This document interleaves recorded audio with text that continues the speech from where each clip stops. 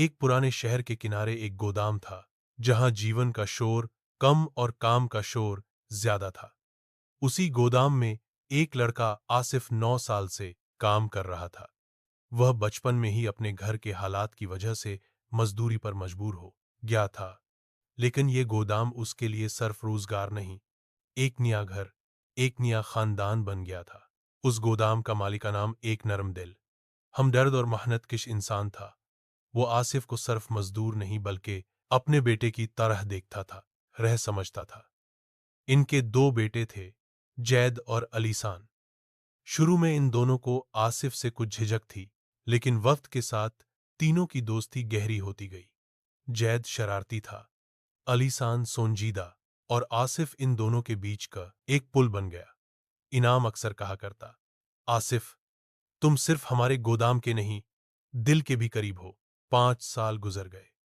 गोदाम की छत नीचे नहीं गिरी, लेकिन एक दिन अचानक सब के सिरों पर एक बहुत बड़ा सदमा गिर पड़ा।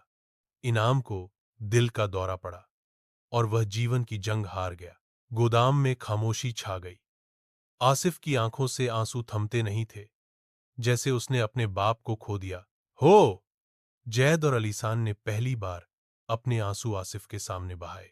ये तीनों एक दूसरे के गले लगकर रोए।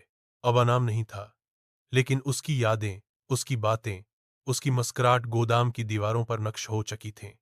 आसिफ ने खुद से वादा किया, मैं इस गोदाम को इनकल अनाम की तरह संभालूंगा। मैं संभालूंगा।